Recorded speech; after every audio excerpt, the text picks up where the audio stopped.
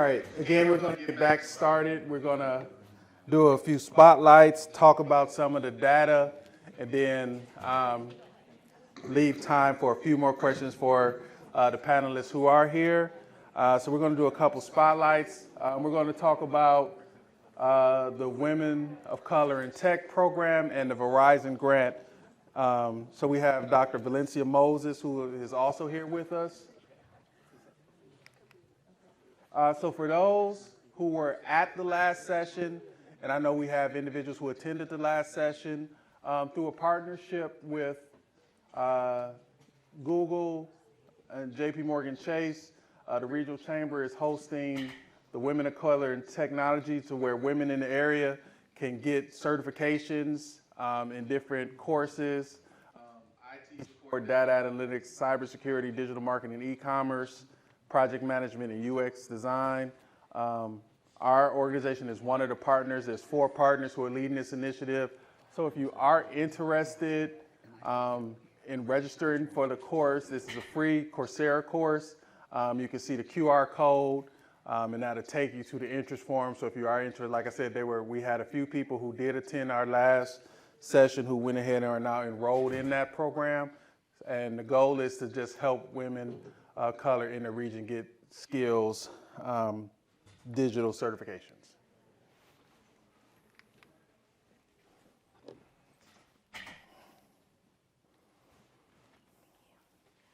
Good morning, everyone. My name is Dr. Valencia Moses, and I am the program manager with the African American Chamber of Commerce. Tomorrow will be 1 month in that role, and even though I serve in a part-time capacity, my commitment to the chamber is full-time. And one of the things that we're celebrating, the great things that are happening through the African American Chamber of Commerce, is the Verizon grant that we have received. The Digital Horizons Bridging Communities program is an opportunity for us to power up awareness and the knowledge through access for underserved communities through customized workshops delivered virtually, in person, and hybrid. So you are welcome to kind of keep yourself in the know by checking out our website and other socials. Some things that are going to be publicized in the near future. We're going to do a women's conference called Focus and Flourishing on Friday, March 15th.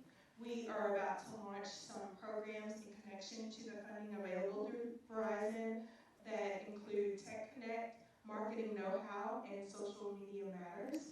So again, you can keep track of what we're doing, and some of these things are going to start soon. And we are so glad to be able to partner with this program today, and looking forward to the insights that follow. So thank you. Thank you.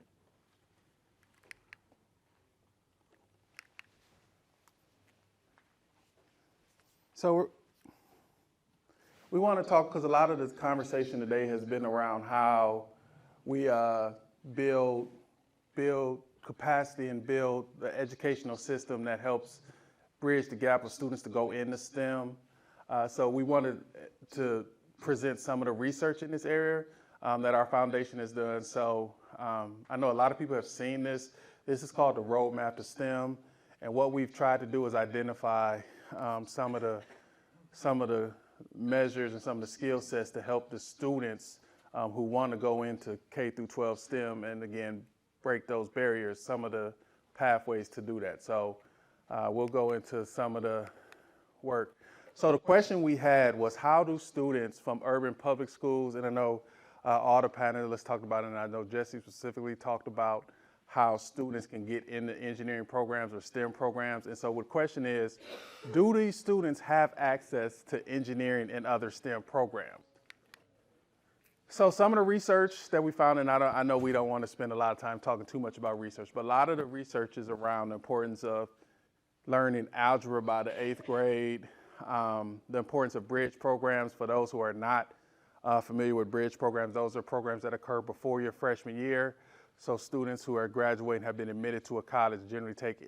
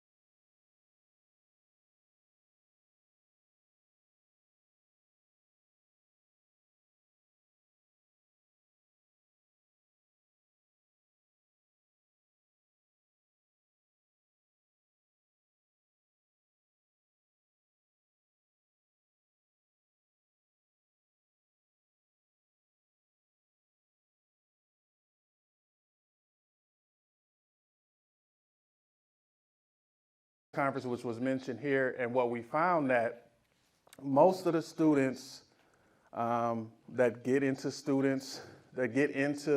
engineering and STEM programs attended a private, suburban, or magnet school, or if they came from a public schools were on a magnet track.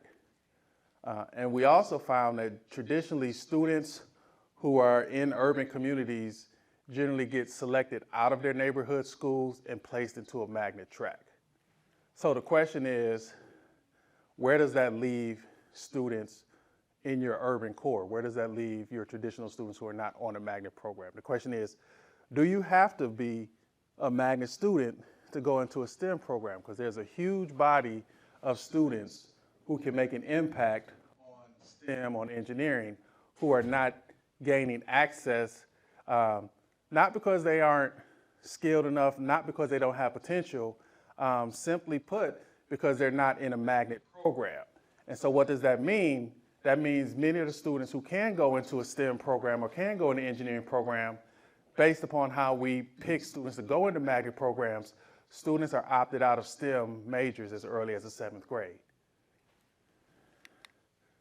So some of the takeaways, on a collegiate side, that many of the underrepresented students in engineering programs are often misguided, the view of them.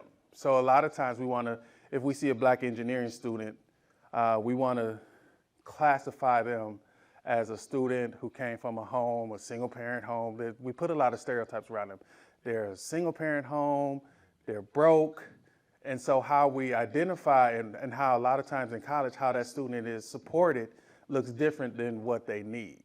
So in many cases, as we're seeing, a lot of the students that are in the STEM programs come from second-generation families, suburban areas, or come from magnet programs. So how do we manage that? And so one of the takeaways was that we found that outreach programs are not reaching a wide enough audience. And so students are not being exposed to, as Osina said, they aren't being exposed to robotics. Many of the students, and I work with Whitney in first-year calc classes, many of the students have never seen calculus. In some schools, you have to take calculus to get into the program. Or if it's not a requirement for admission, most of the students who are in Calc 1 have seen it in high school. So in many ways, from an advocacy standpoint, it doesn't necessarily make sense that a requirement to get into college to take calculus is that you have to take calculus in high school.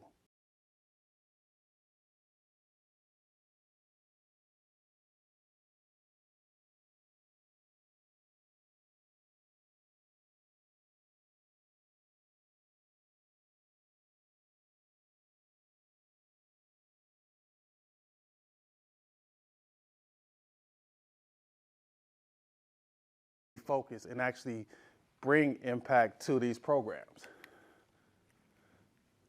So we know we're going to collect more surveys, and the question is, the key from here is what is the pathway when we're looking at programming? What is the pathway for non-magnet students to matriculate into STEM programs? So we have programs like GE Next Engineers. There's an outreach program. UC does a ton of outreach. So Sina, and I'll tell this story, which is interesting because there's a little background to it. So Sina mentioned that she had a research experience last year at UC. So our foundation created what's called research experiences for summer secondary students. So you may be familiar, in undergrad, they have what's called REUs, which is research experiences for undergraduates. There isn't a program for high school students traditionally for that. So we created this program. And so it was interesting because traditionally speaking, most of the professors who had internships, they were unpaid internships.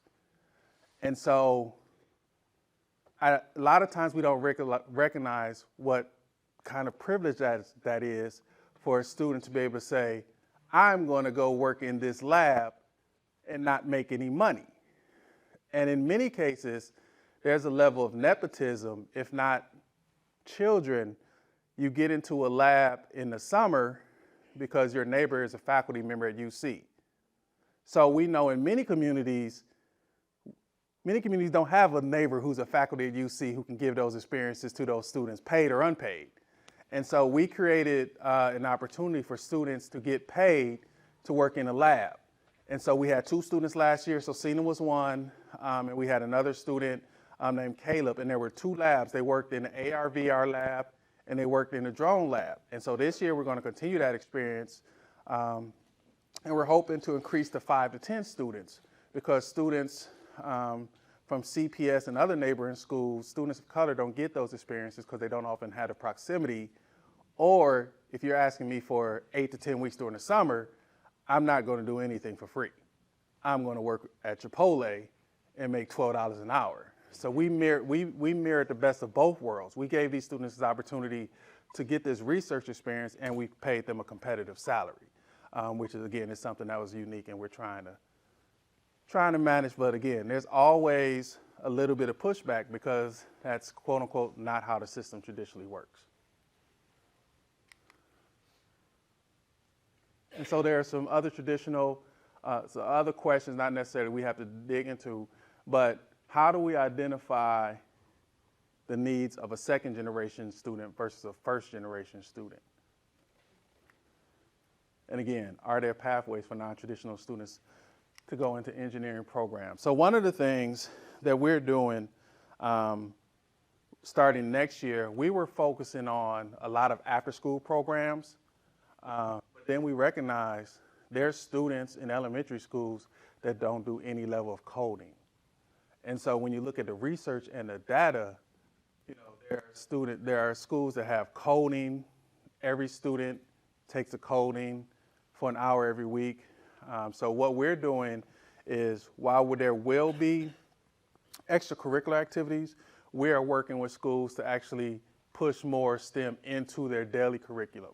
So making sure where there's music, where there's art during the day, there also can be coding. So a student is getting an hour of coding every week. Because again, when you have extracurricular activities, you may get 15 students, but you have a school of 300 who are falling behind as early as the 3rd grade in that case. So some of the broader impacts, we recognize that there are inequities. So we are championing change to the educational system. Importantly, informal educational programs and non-government organizations are important. Programs like GE Next Engineers, organizations who do STEM programming, it's important to work within those schools because the schools are in need. I'll say CPS because we know CPS is going through a significant budget cut moving into next year, so they're going to need more partners engaged. And we understand, we've been talking about it, the Supreme Court ruling is going to impact the programming that will be offered to students in our community. So that being said, we'll turn it over to Beth, and if there's time, we probably could do a few more questions. Okay. Do we have any questions for the panelists? So if anybody had a question that they did not get answered, we're going to invite our panelists back up for a few minutes if there are any more questions. If not, they nailed. Oh, Jesse. Yeah, but actually my question is really related to the information that you were sharing. Mm-hmm. Why do we think that legislation being passed why do we believe that that's a bad thing? Because UC cannot do a Women of Color program based upon the Ohio legislation. Okay, so if UC can't do it, HBCU can't they? Maybe we sometimes they can, but understand, in Ohio specifically, the question would be who would do it. Because it wouldn't be, the school would have to come into an area where they're not located. Well, Central State and Wilberforce would have to plan a program. But HBCUs have a role, and they should be doing these programs in the area. But there's also, again, there's a ton of programming. Paula, you can answer this question. How many young ladies came to the Women of Color program last year? Oh, well, you know how many? We had 36. Yeah, so we started with maybe 15 or 20, next year 25, 30, up to 36. 36 women of color and we had 47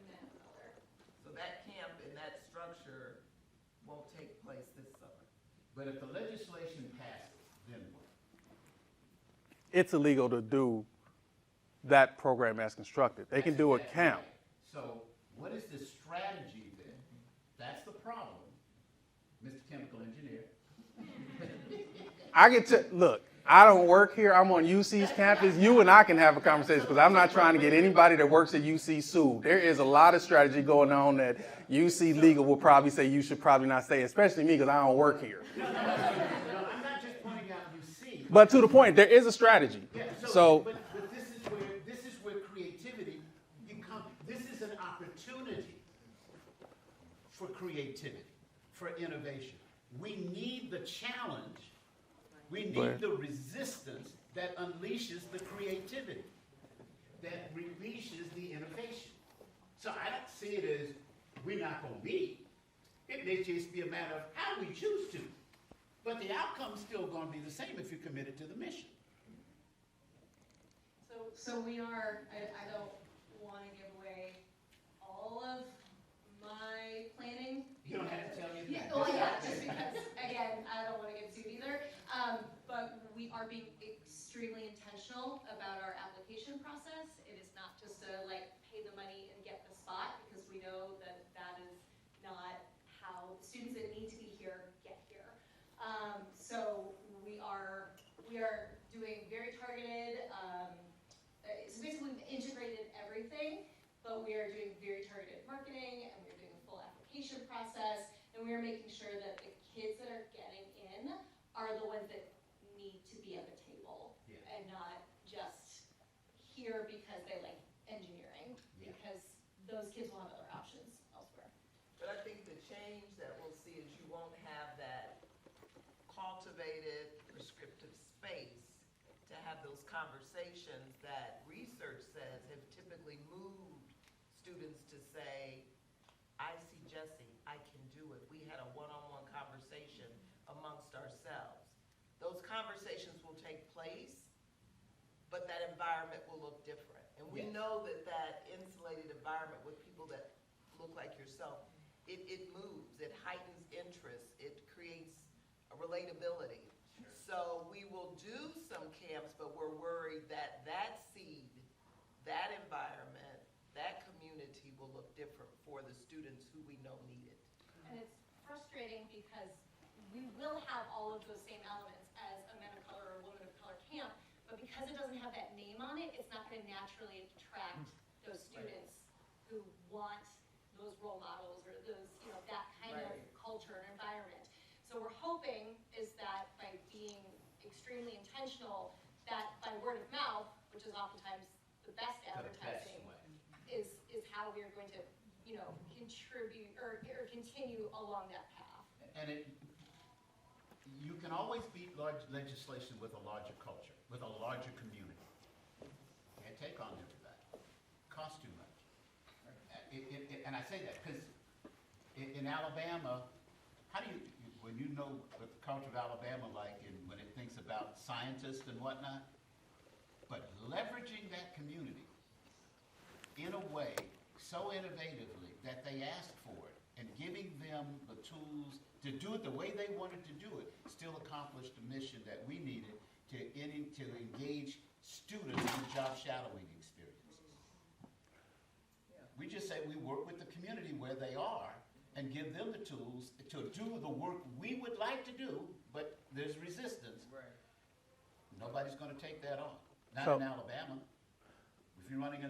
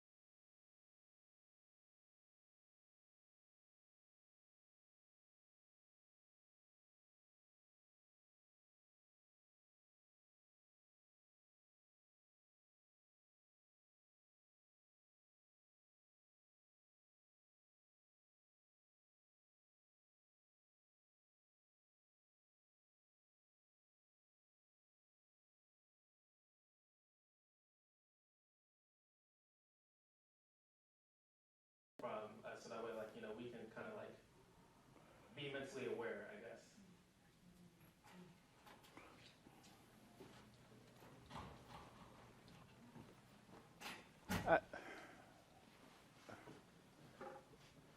I think that's a good question because you just said something that I've always thought about. Do the students not understand or do they not care? Because that actually part of what we talked about in our research is, do students feel, because, and this is not to qualify students, but a student that is from a magnet program, if most of your students are not from CPS and they've come from schools that haven't, they not necessarily see an impact or understand, do they care? And so that's part of the question. And then the other question is, if they are leaning towards caring, how do we educate them? And I think one thing I've been in NSBE 25 years. I'm in an advisory role. So one of the things about NSBE that I always say NSBE should do a better job, NSBE is a student-led organization.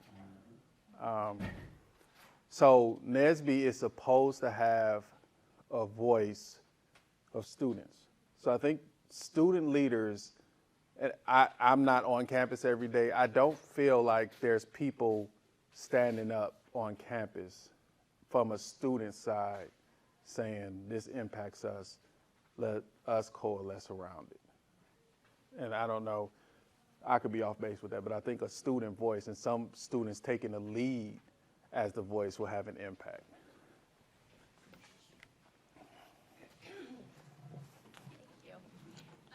I'm going to piggyback off of that and say that as an American culture, there is such an overabundance of information. We are getting bombarded constantly. Emails, like my email inbox, I miss 2 days of work and I have 250 emails. I have to choose what it is I look at. And so I think that is part of it too, is that as a student, you're bombarded with everything. You've got responsibilities, you've got family members that you've got to take care of. If you're a non-traditional student, a lot of times you have kids, and it's hard to pick and choose what you're going to spend your time and energy on.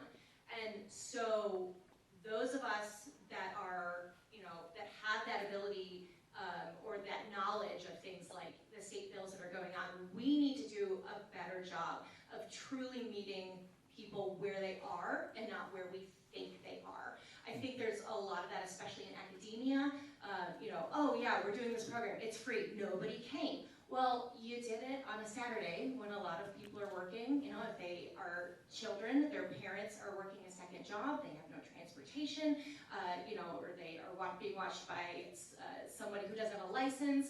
And so we need to go to those places where they are. And we also need to remember that it takes one person. A lot of times I will get reminded, like, you're getting caught in the weeds. You should be spending your time on, like bigger fish, things that are gonna make more of an impact. But if I can make an impact on one student who then is able to go and be a mentor to somebody else, it's the long game. You gotta play the long game. And so it's hard because, again, it's just so much information, but those of us with the responsibility need to be better about reaching out to the students. And just being here alone, I think, is huge. I mean, you are taking a step because you realize this is valuable and important. And so take that information and move forward and pass it forward so that you don't get drowned out by all the noise. And the last thing I'll say, because we're going to get ready to wrap up, I think one of the things that, and we do a lot of stuff, we do a lot of programming with, we have a program called the STEMmies, and we have a program called, we have the Women in STEM Luncheon. We try to raise exposure of people in STEM because they're not seen. I think a lot of the outreach, I won't say a lot, I think a good share of the outreach is focused on, I'll call them pop-up interactions, where you're going to have a big college workshop once a year. And that's what your organization is contributing to this. And I think what we need, if we're going to build this community-based space, we need, it doesn't have to be every day, but I think we need more touch points from people who can move the students forward. And with that, I think we're going to turn it over to Beth. That's actually a great segue. That's a nice call to action. There's a lot of questions in the discussion here about what's next. How do we do something?